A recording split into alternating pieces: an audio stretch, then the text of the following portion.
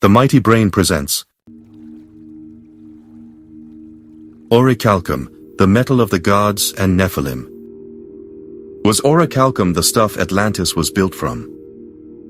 Were the first robots, like Talos, and the flying machines of the gods, the Vimanas, made from it? And why were countless bells melted down in World War II? Was there secret orichalcum and its hidden power? And why do our latest supercomputers look as if they are being cooled by a mysterious liquid, almost like red mercury, or even molten orichalcum?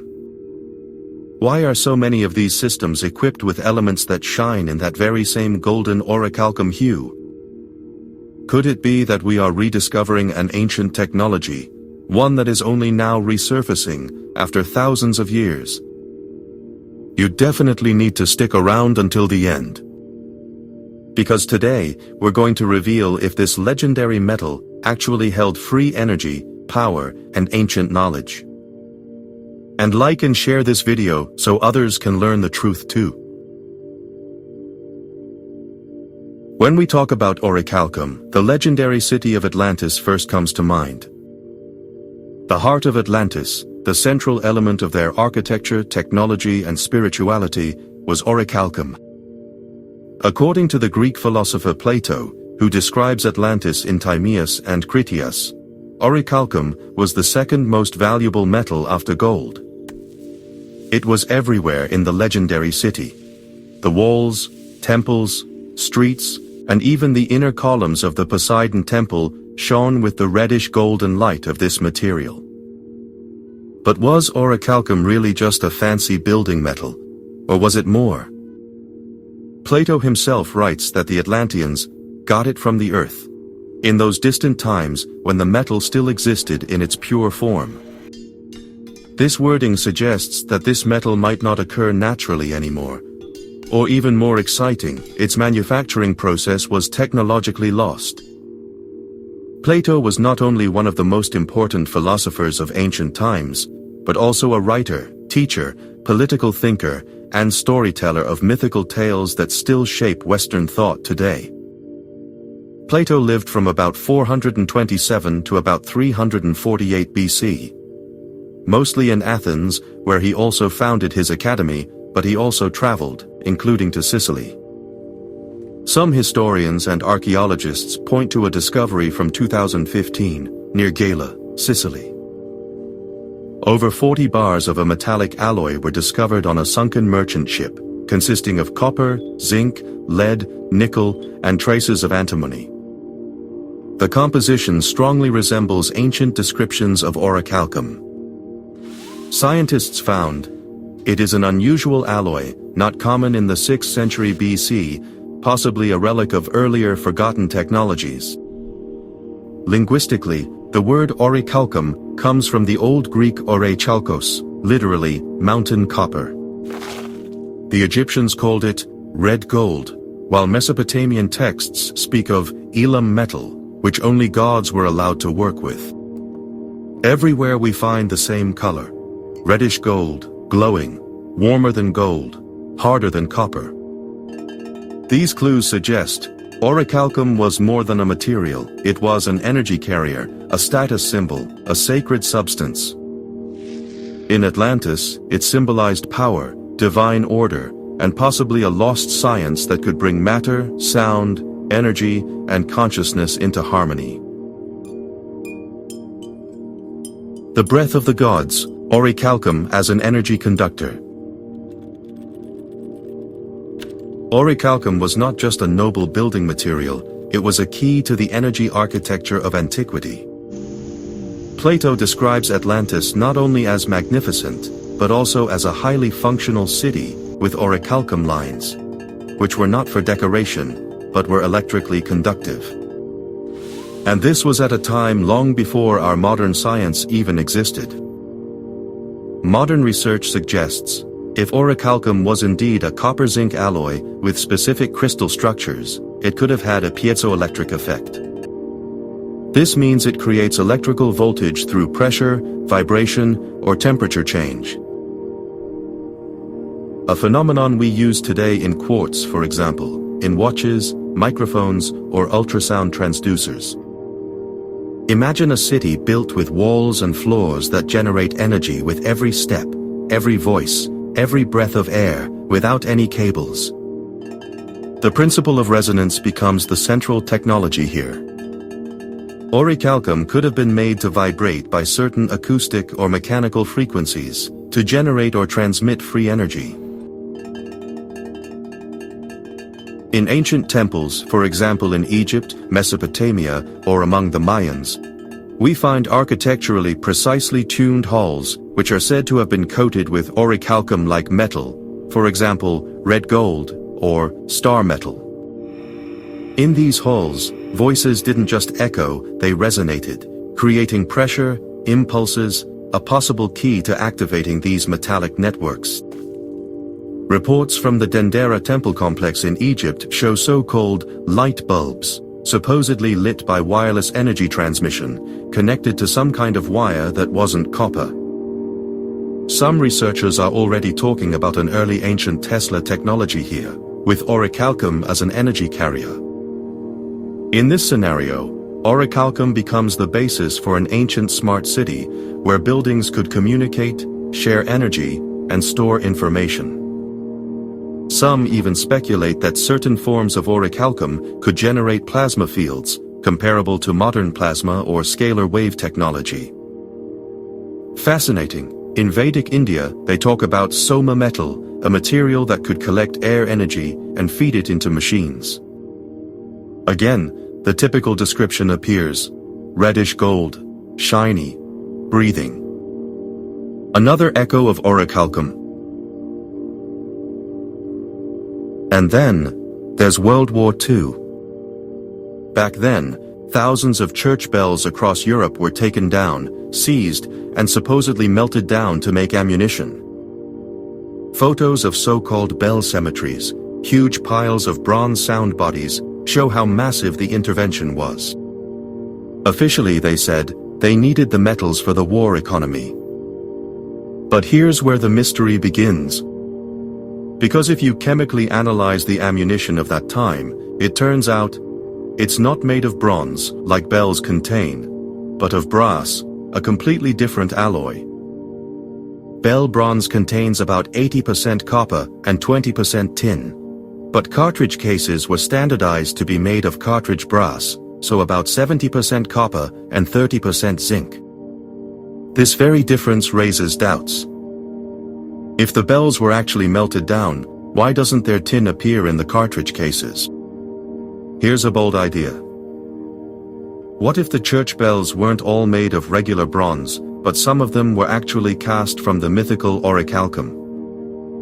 A metal that looks like brass and is hard to tell apart from the outside, yet had a different, perhaps much deeper meaning. If that were the case, they would have had to remove all the bells so that no differences could be seen and no trace of this metal remained in the churches.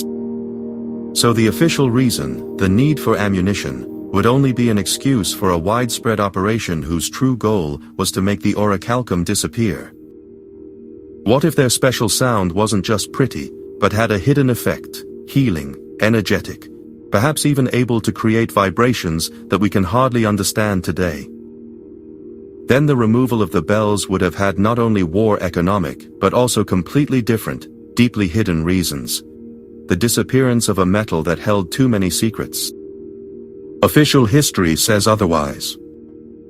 Bell founding traditions leave no doubt that church bells were almost always made of bronze. Also, the metallurgical difference between bell bronze and cartridge brass can be simply explained.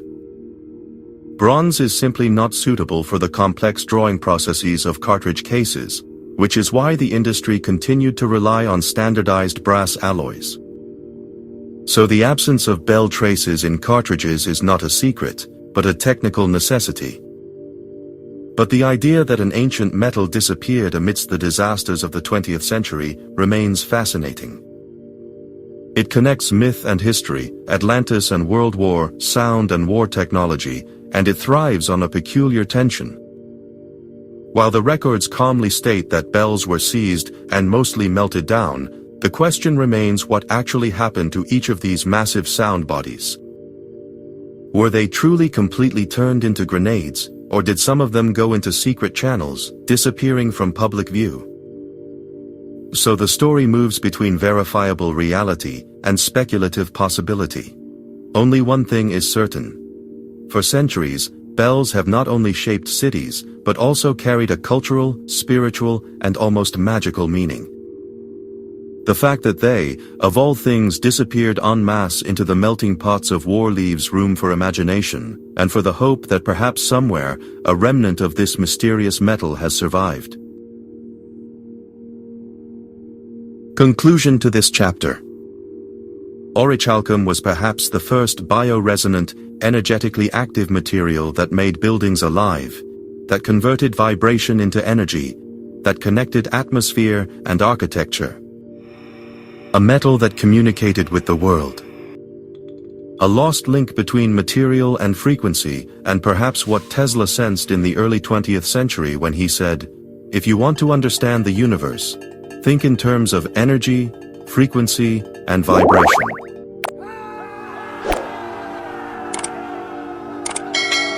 The weapons of the gods, Orichalcum as divine discharge technology.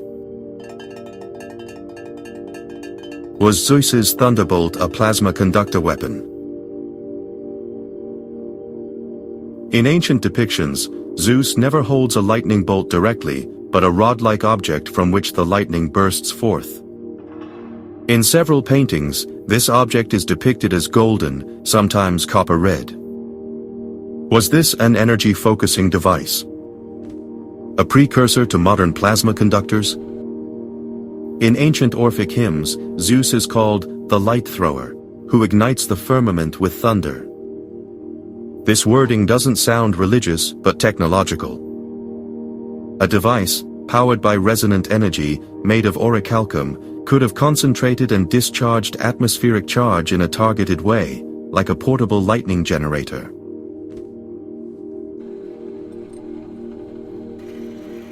And Thor's Mjolnir? Was this hammer an electromagnetic impact weapon? Mjolnir, Thor's hammer, is said in the Edda scriptures to always return to its owner and hurl lightning. The handle was short, the head oversized, typical for a high-frequency mass accelerator with return technology. Just think of modern drones with recall systems. At the heart of the myth is, the hammer not only produced physical force, but electrical discharge, an indication of a magnetic plasma strike. The material, in myth, often described as glowing like fire, yet harder than iron, a perfect description for a high-frequency activated orichalcum component. And Poseidon's trident? Was this artifact a tectonic resonance weapon? Poseidon created earthquakes and tidal waves with his trident. The trident could have been a device that channeled low-frequency sound waves or resonant impulses into the ground, comparable to today's seismic weapons. Since orichalcum was pressure and sound reactive, it would be ideal for such a resonance impulse device. Ancient texts like the Homeric hymn to Poseidon call him the Earth Shaker, which is not just poetic, but also describes its function. And now to the light lance of Horus. Was this a light-frequency weapon from ancient Egypt? In the Dendera Temple, Egypt, you can see frescoes showing devices that look like giant light bulbs or light projectors, held by priests. The light seems to come from a metallic body with a snake as a symbol of energy. The color of the device is gold copper. And again, you see the same signature of orichalcum. The light lance of Horus is described in texts as shining like the first ray of sun, igniting without flame. That sounds like a light-focusing plasma device that worked with electromagnetic radiation. Are there any other parallels and proofs? Yes. In the Mahabharata, India, gods use weapons from the sky that could bathe entire cities in light, as if the sun had fallen. The color, reddish golden metal, glowing in the hand, cold in the shade. And then to the Anunnaki relics from Mesopotamia, staffs with double points, held by god figures, shining with a gold-red glow. Sanskrit texts report on Divya Astras, divine weapons that could only be activated by certain bloodlines, indicating bioelectromagnetic coding. These mythical weapons could have been ancient electromagnetic and resonant energy devices, powered by orichalcum as an active conducting element. The wrath of the gods was perhaps simply advanced frequency technology that we still do not understand or suppress. The color, the glow, the descriptions of the effect, everything points to a technologically used, conductive, resonant metal. And all clues lead back to orichalcum. And again the question arises, did these objects, these artifacts, ever really exist? If so, what fate befell them? And whose hands hold them today? Or have they long since been transformed, reshaped into something new? The first machines, orichalcum and the living automatons of antiquity. Long before our modern robots, before Boston Dynamics, before AI and androids, there was a shockingly clear idea in human legends. Living machines, built of metal and brought to life by energy. And in many of these stories, the material is not ordinary metal, but shiny, reddish, and golden. An echo of orichalcum. Was Talos one of the first ancient robots? The most famous automaton of antiquity is undoubtedly Talos, the giant bronze soldier who guarded the island of Crete. According to Greek mythology, he was created by Hephaestus, the god of blacksmiths and technology, at the command of Zeus, to protect Europa. But let's look closer. Talos was not simply made of bronze. He is described as shiny, glowing, warm like fire, yet metallic, with a body in which a liquid circulated, the so-called ichor, also known as the blood of the gods. This fluid flowed through a single vein, probably a kind of hydraulic or energy system. Talos dies when a screw on his leg is opened, from which this fluid escapes. What is described here is not a myth. It is a precise technological weakness, an assembly, right? A metallic being, activated by an energy flow, perhaps piezoelectric or plasmatic. And the material? The color and properties strongly point to orichalcum again. Durable, shiny, vibration sensitive. The cybernetic wonders of Hephaestus. In Homer's Iliad, it is reported that Hephaestus not only created Talos, but also golden maidservants who moved, spoke, and thought on their own. They wore clothes, served drinks, and were self-aware. Robot servants with souls, as it is said. The material? Again, shiny reddish gold and appearing alive. Here we have reached a point where myth meets cybernetics. Orichalcum could have been a metal that, when vibrated, was programmed with a control frequency and activated by a carrier fluid. A kind of biometallic interface with an internal energy flow. But there were also other automatons in the ancient world. In the temples of Egypt and Babylon, there were reports of speaking statues whose voices came from nowhere. They were hollow, metallic, and often covered with precious metals, some of them even with unidentifiable reddish gold metal. Also, the Antikythera mechanism, a complex, highly precise gear system from the 2nd century BC, shows that mechanical thinking was no mystery at that time. The Antikythera mechanism was discovered in 1901 by sponge divers off the Greek island of Antikythera in an ancient shipwreck. It is considered the oldest known mechanical computer in the world because it consists of a complex system of gears that could precisely calculate and predict astronomical movements such as lunar phases, solar and lunar eclipses, and calendar cycles. It was probably made in the 2nd century BC and shows what astonishing technical knowledge people already possessed in antiquity. The Antikythera mechanism was made of finely crafted bronze, a copper alloy that resembles brass in its composition and thus shares certain properties with the legendary orichalcum. Some even speculate that this particular metal mixture gave it the ability to function stably using electricity or magnetic forces. In ancient Vedic texts, there are the so-called yantras, divine machines that were activated by mantras, vibrations. Some of them were built with golden divine metal, again a possible description for orichalcum.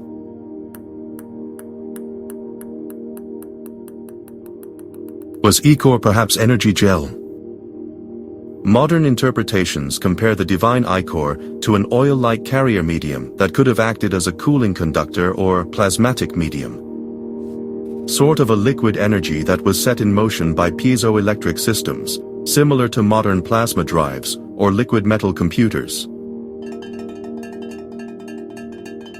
If Talos was truly built from orichalcum, his blood could have been a kind of energized oil, the lifeblood of a biomechanical intelligence. A machine, but not just cold and lifeless, but conscious, programmed, at the command of the gods. These early automatons are not mere myths. They are memories of a forgotten era, an era in which divine science, metallurgy, frequency physics, and consciousness programming merged. And at the center of these creations, a material that behaved like life. Orichalcum, the blood of machines. The sky above Atlantis. Flying devices, airships, and the floating metal. While Atlantis sat in golden splendor on Earth, the sky above it was anything but empty. Ancient texts and traditions tell of sky vehicles, glowing chariots, and even entire flying cities. And again we find the same pattern, a material that made these wonders possible. Orichalcum, the floating metal. The Vimanas, flying temples from ancient India. Perhaps the clearest reports of ancient flying machines come from ancient India.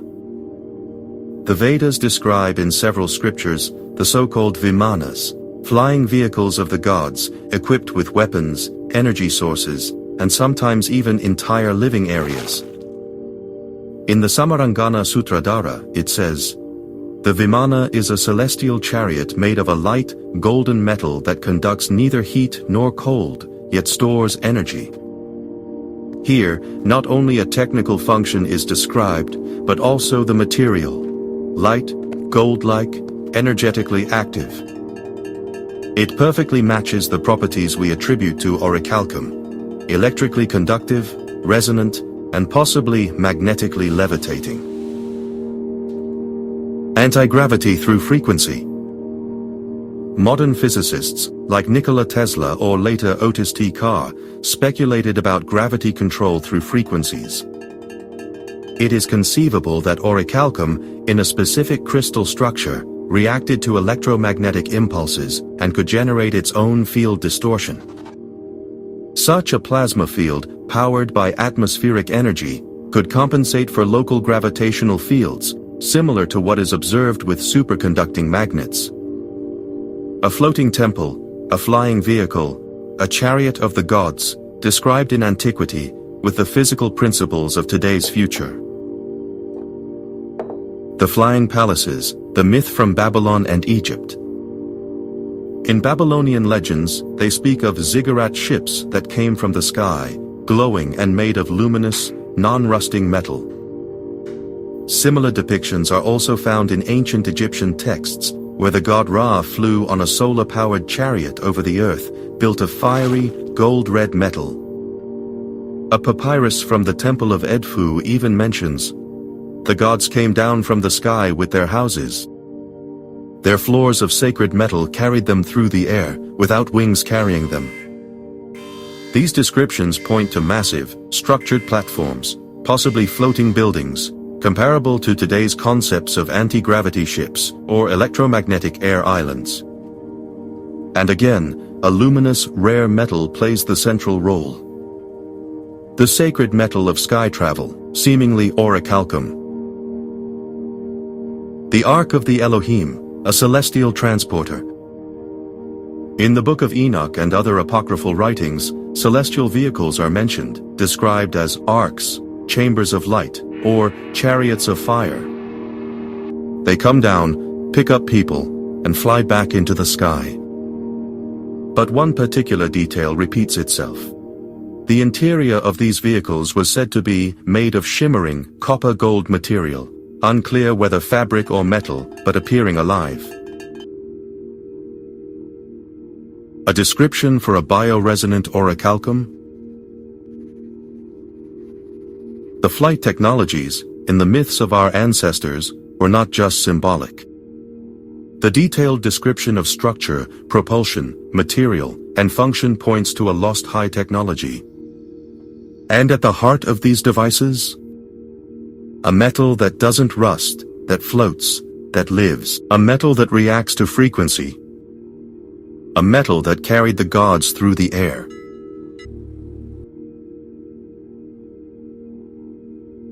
The sound of metal.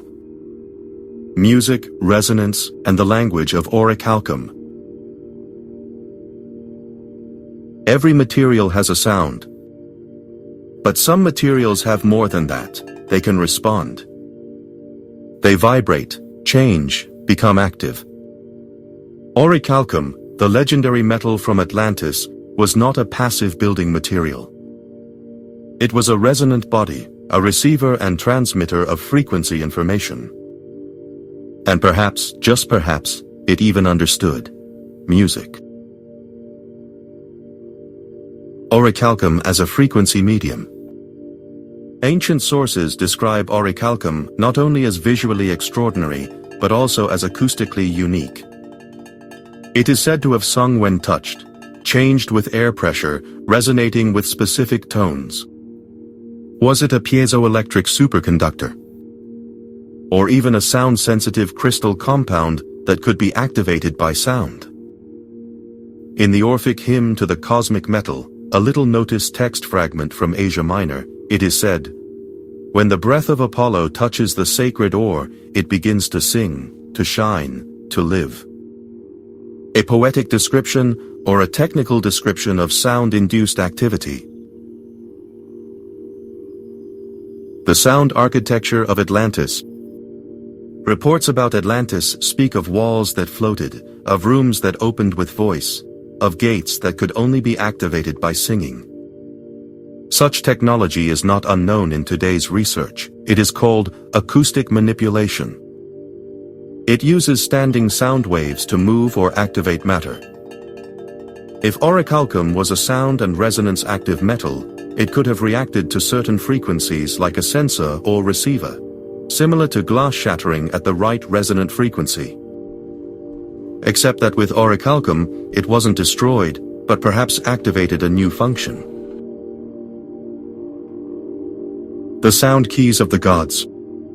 In several ancient cultures, such as in Egypt, Sumer, or India, we find clues to sound as a key. Doors opened with certain tones. Crystals began to glow with singing. So-called priests' tuning forks were tuned to very specific frequencies. And some of these sound devices had gold-red tips, not made of gold or copper, but of an unknown metal, possibly orichalcum. In the caves of Malta, sounds were produced that, at 110 Hz, triggered a full-body resonance in humans, the so-called oracle chamber phenomenon. What if the room was not only built for humans, but for the metal itself? For orichalcum, which came alive through resonance. Singing as a control command? Recent experiments with sound DNA coding show that frequency can create patterns in water, crystals, and even cells. If orichalcum had a biocrystalline structure, it could have been programmed or influenced by tone sequences. A song equals a command. A melody equals a function. A choir equals a collective activation. So was music in Atlantis not just art, but language. A language that metal understood. Sound, frequency, resonance. That was not a spiritual metaphor. It was the control logic of an advanced technology, based on the understanding that matter can be shaped and activated by sound. And orichalcum, the vibrating living metal, was the perfect medium, a metal that could hear. A metal that responded. A metal that waited for the song of the gods. In 2015, an unassuming wreck off the coast of Sicily made international headlines. About 300 meters off Gela, an ancient Greek colony city, underwater archaeologists discovered a sunken merchant ship from the 6th century BC. The cargo, 39 massive bars of a gold to copper-colored metal. The first chemical analysis showed an alloy of copper, zinc, lead, and traces of nickel and iron. All components that are described as artificial or alchemical in ancient traditions. Science calls it brass today. But the surface of these bars shines strikingly intensely, almost like polished gold. They are heavier than ordinary bronze. The structure appears unusually pure. Archaeologists like Professor Sebastiano Tusa speak of an extraordinary find, a metallurgical composition that should not have been known in such purity at that time. Other experts suspect this was not an ordinary commercial metal, but something very special, perhaps even a remnant of the legendary orichalcum. Plato's description from Critias is unmistakable. Orichalcum was the second most valuable metal after gold, of red luster, and ubiquitous in Atlantis, in temples, walls, statues, and even coins. According to Plato, the knowledge of its production was already lost in his time. But what if certain ancient seafarers tried to reproduce this divine metal and actually succeeded in part? Some hypotheses go even further. What if these bars from Gela are replicas of real orichalcum, attempts to rebuild a lost technology? And what if there are still real, untouched artifacts of pure orichalcum somewhere in the world, hidden in tombs, temples, perhaps even in the deep sea? Some historians and technologists point to a strange characteristic of this alloy. It has high acoustic resonance, is highly conductive, and exhibits piezoelectric properties when pressurized.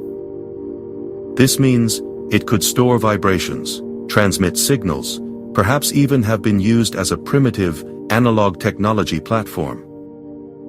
In addition, in certain modern experiments with old alloy recipes from India and Egypt, metals could be produced that reacted electromagnetically, actively, for example to heat, sound, or light. This supports the thesis that orichalcum was more than a decorative metal, it was functional. It was technology. In museums like the Museo Archeologico di Gela or the National Museum in Athens, there are other finds with similar metallic character, previously miscatalogued or unexplored. Because if we don't recognize orichalcum, even when it's right in front of us, it remains a myth until we learn to see the truth anew. But perhaps this find near Sicily was just the first crack in the veil of time. Perhaps somewhere in the depths, there is still an entire chamber of genuine orichalcum, untouched, waiting. To conclude this chapter, it can be said that orichalcum might have already resurfaced. Not as a wonder weapon, but as a seemingly mundane find. They say that when ancient myths intersect with modern technology, it doesn't create fantasy, but a forgotten truth. What if the ichor that flowed through Talos, the automatons of Greece through his veins, was not a simple energy gel, but in truth, the famous, forbidden, red mercury, which has also been traversing our world of myths for centuries? The legendary red mercury is a substance whose mere mention has been sending shivers down the spines of intelligence agencies and military labs for years. If we gather the stories and clues, it becomes clear that both substances, each already powerful on its own, combined, might create something far beyond our current technological understanding. Red mercury, often described as a dense, crimson, semi-transparent substance, is said to have been used, according to unofficial reports, in both old Soviet experiments and secret Western programs as a source of enormous energy and as a catalyst for unusual physical effects. Some claim it serves to miniaturize nuclear reactions. Others speak of a substance that, once energized, creates a red vibrating plasma that leaves neither heat nor ionization in the classical sense, but rather influences space and time itself. After this video, definitely watch our documentary on Red Mercury, so you really know what this equally legendary substance is all about. You can find the link in the video description. And of course, you shouldn't forget to leave us a like and subscribe to the channel to support us and not miss any new revelations. And now, let's continue. If you now connect this red mercury with orichalcum, a metal that, according to ancient texts, not only reflected light but was also able to conduct energy through its structure without visible wires or external drives, a fascinating picture emerges. Because precisely these properties are observed today in so-called UAPs, unidentified aerial phenomena, and white orbs. They often produce a bright, reddish gold or white glow, disturb electromagnetic fields, affect digital systems, and seem, and this is perhaps the most fascinating, sometimes even to react to human consciousness. Many eyewitness accounts, whether from civilians or military pilots, describe these objects as completely silent. If one assumes that orichalcum was a kind of resonant metal that could react to vibration and intention, and if one simultaneously accepts that red mercury was an energetic amplifier, or perhaps even a dimensional pulse generator, then the idea of a propulsion system emerges that is not based on explosion or friction, but on field resonance, space curvature, and intelligent energy flow. Also, in the ancient writings of the flying machines of Indian folklore, such connections are reported. For example, the already mentioned Vimanas are said to have been powered by a red living substance. And interestingly, some reports about the Nazi bell, a bell-shaped flying machine, describe a mysterious device that glowed red with high energy input and is said to have created gravitational anomalies, also a substance with the same properties. All of this sounds like something from a novel, yet the parallels are piling up. Some modern UAPs, like the infamous Tic Tac objects, showed glowing inexplicable fields when in contact with fighter jets, which did not behave like conventional energy radiation. Their movements ignored Newtonian mechanics. Their appearance seemed partly deliberately chosen, as if they knew when and to whom to show themselves. And if you take the reports of white orbs seriously, which are often observed near underwater bases, ancient ruins, or in meditative states, the impression arises that these objects are neither purely material nor purely artificial. They seem more like field reactions, like the result of a metallic consciousness. What if the elites have long realized that the combination of orichalcum and red mercury not only powers machines, but also opens the window to a new technological age? What if these materials have long since been rediscovered, perhaps in deep-sea excavations, perhaps in ancient temple niches or long-forgotten megalithic chambers? And what if precisely these technologies are now being secretly developed further, hidden under covert projects declared as weather balloons or drone experiments? Then everything we believe about physics today would only be the first page of a book that our ancestors have already read. Perhaps even with the glowing finger of a god, shaped from orichalcum and permeated by the red light of ancient energy. What have we found out? That orichalcum was more than a noble metal. It was an energetic key, an intelligent carrier of frequency, consciousness and power. It could conduct electricity without wires, store energy without a source, and bring machines to life as if they were organic. In the depths of history, it met us in the walls of Atlantis, in the sculptures of the ancient gods, in the weapons of the Titans, and perhaps even in the bodies of those first automatons who moved like beings, though they were made of metal. And then Red Mercury came into play. A forbidden substance? An invention of the Cold War? Or is it the key to that anomaly that bends gravity, condenses light into matter, and uses space itself as a resonator? What if these two substances were never meant to be separate, but represent two sides of the same ancient formula? Objects are appearing all over the world that don't follow our physical rules. UAPs shooting out of the water without creating waves. Lights that react to consciousness. Orbs that appear in a meditative state. These objects don't work by mechanics, but by symbiosis. They are not flying machines, they are field beings, created by an alliance of metallic intelligence and liquid energy. What if this technology never disappeared? What if it already exists today, not as a myth, but as a secret component of modern systems? Then Orichalcum and Red Mercury would not just be part of an archaeological puzzle. Then they would be the true foundations of control, and at the same time, the key to liberation. Because, if consciousness can control technology, then steering wheels are no longer needed. Then the next step is not a technical one, but a spiritual one.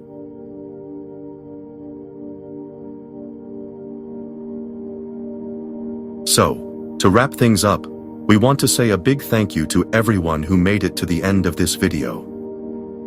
Please give us a thumbs up if you liked this video, and let us know in the comments what you think about Orichalcum and what topics you'd like us to cover next. See you in the next video. From your mighty brain team.